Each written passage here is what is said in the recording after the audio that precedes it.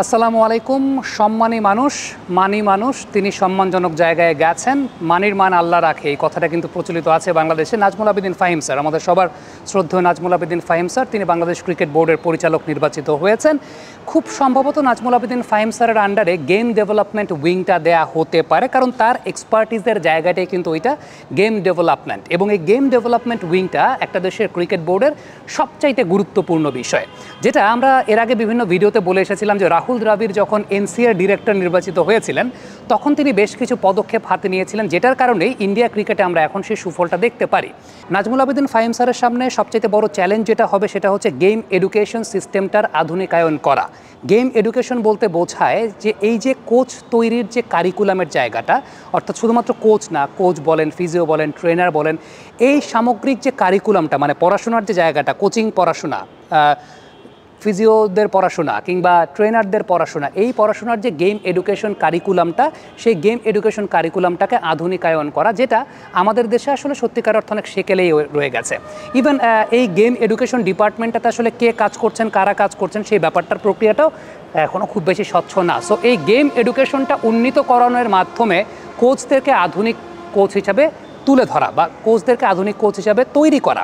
এখন এই জায়গাটায় সবচেয়ে ইম্পর্টেন্ট যে ব্যাপারটা সেটা হচ্ছে বাংলাদেশের কোচিং কোর্সগুলো যেগুলো একদম অনিয়মিত হয়ে আছে, লেভেল 1, লেভেল 2, লেভেল 3, এই লেভেল 1, লেভেল 2, লেভেল 3গুলোকে নিয়মিত করা, এবং সেই নিয়মিতকরণের মাধ্যমে যে প্রতি বছরই সেই লেভেল 1, লেভেল 2, লেভেল 3 হবে, তার মানে প্রতি বছর আপনি একটা নাম্বার অফ কোচেস তৈরি করতে পারছেন। সেই সঙ্গে এক্সিস্টিং যে কোচগুলো আছে সেই কোচদেরকে নিয়মিত ওয়ার্কশপের মাধ্যমে তাদের ইভালুয়েট করা, অর্থাৎ তারা নিজেদেরকে কতটুকু সেলফ আপগ্রেড করতে পেরেছেন সেগুলোর জন্য ওয়ার্কশপ পরিচালনা করা, এবং তাদেরকে একটা জবাবদিহিতার মধ্যে নিয়ে আসা। সেটা এখন যেহেতু প্রযুক্তি আছে, বাংলাদেশের 64 জেলার 64 জন জেলা কোচ আছেন, ডিভিশনাল কোচ আছেন, এই জেলা কোচ এবং ডিভিশনাল কোচদের তারা নিয়মিত আসলে কতটুকু নিজেদেরকে আপগ্রেড করতে পারছেন সেগুলো একটা সামগ্রিক পরীক্ষা নিরীক্ষার মাধ্যমে নিয়ে আসে। এবং এর জন্য যেটা করতে হবে যে আপনাকে একটা ওয়ার্কশপ পরিচালনা করতে হবে, সেটা প্রতি মাসে আপনি 2 বার ওয়ার্কশপ পরিচালনা করতে পারেন, এবং এই 2 বার ওয়ার্কশপ পরিচালনা করার মাধ্যমে এক সপ্তাহে আপনার ওয়ার্কশপ হলো, পরের সপ্তাহে সেই ওয়ার্কশপের ইভ্যালুয়েশন, তারপরের সপ্তাহে আবার ওয়ার্কশপ হলো, তারপরের সপ্তাহে ইভ্যালুয়েশন। তিনি তার নিয়মিত কার্যকলাপ যেগুলো করছেন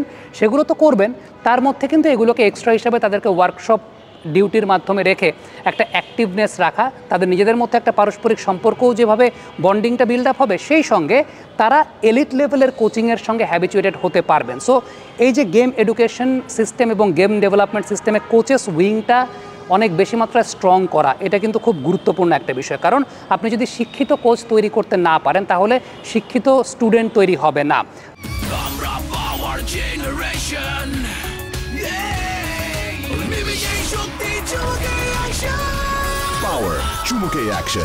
যেটা ইন্ডিয়াতে আমরা দেখতে পাই যে কোনো প্লেয়ারই তারা যখন ন্যাশনাল টিমে আসেন, ন্যাশনাল টিমে আসার সঙ্গে সঙ্গে তারা পারফর্ম করেন, বা আইপিএল আসার সঙ্গে সঙ্গে তারা পারফর্ম করেন। এর কারণ হচ্ছে গ্রাউন্ড লেভেলে অনেক সুন্দর করে কাজটাকে পরিচালনা করা হয়। সো আপনি যখন রেগুলার শিক্ষিত কোচ তৈরি করবেন এবং কোচদের ফার্দার স্টাডি করার জন্য যে সমস্ত পদক্ষেপ গ্রহণ করা প্রয়োজন, আমাদের বাংলাদেশে এই জায়গাগুলো এখনও খুব বেশি নাই, কিন্তু কোচেরা যদি আগ্রহী হন, কোচেরা যদি সেটাকে মেনটেন করতে পারেন প্রায়োরিটি বেসিসে, সেই কোচদেরকে বিশ্বের বিভিন্ন দেশের যে ইউনিভার্সিটিগুলো আছে সেই ইউনিভার্সিটিগুলোতে সুযোগ করে দেওয়া, অর্থাৎ তারা যে কোচিং ডিগ্রিগুলো নেবেন কিংবা তাদের আপগ্রেডেশনের জন্য বায়োমেকানিক্স বলতে পারি, ফিজিওলজি বলতে পারি, সাইকোলজি বলতে পারি, আপনি স্পোর্টস নিয়ে স্পোর্টস সায়েন্সের অনেকগুলো বিষয় আছে, অ্যাপ্লাইড অনেক বিষয়বস্তু আছে, সেই বিষয়গুলো নিয়েও কিন্তু কোচেরা চাইলে ওয়ার্কশপ করতে পারেন, ডিপ্লোমা করতে পারেন, সেই জায়গাগুলো এনশিওর করা। সো আমার কাছে মনে হয় যে নাজমুল আবেদিন ফাহিম স্যার তার নিজস্ব একটা রূপরেখা থাকবে এবং সেই রূপরেখা অনুযায়ী তিনি কাজ করবেন।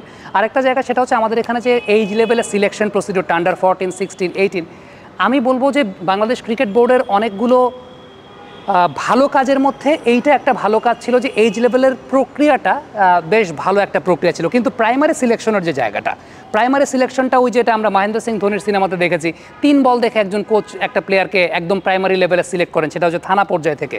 ওই জায়গাটা আমার কাছে মনে হয় যে থানা পর্যায় থেকেই যদি ম্যাচের মাধ্যমে একটা জেলার সবগুলো থানাকে নিয়ে বা সবগুলো ক্রিকেট একাডেমিগুলো নিয়ে যদি টুর্নামেন্টের মাধ্যমে সেই সিলেকশনটা, প্রাইমারি সিলেকশনটা করা যায়, যেটা ডিভিশনাল কোচ এসে করেন, তাহলে মনে হয় এটা আরও অনেক বেশি মাত্রা ফেয়ার হয়, আরও অনেক ক্রিকেটারদেরকে আমরা সেই জায়গাটায় দেখতে পারি বা আরও অনেক ট্যালেন্টেড ক্রিকেটারদেরকে আমরা দেখতে পারি। আমরা একটা বিষয় খেয়াল করে দেখি যে আনঅর্থোডক্স টাইপের প্লেয়ার যারা, তাদেরকে আমাদের দেশের ক্রিকেটে ওইভাবে মূল্যায়ন করা হয় না, তাদেরকে শুরুতেই নেটে ছেটে ফেলে দেওয়া হয়। যেটা ইন্ডিয়াতে আপনি চিন্তা করে দেখেন যে জসপ্রীত বুমরার মতো বোলার, তিনি যদি বাংলাদেশের এরকম নেটে এসে সিলেকশনে বোলিং করতেন, তাকে নেটেই রাখা হতো না, তাকে বের করে দেওয়া হতো। লাসিথ মালিঙ্গা, পাথিরানা কিংবা শ্রীলঙ্কা ক্রিকেটে আমরা অনেক আনইউজুয়াল প্লেয়ারদেরকে দেখি।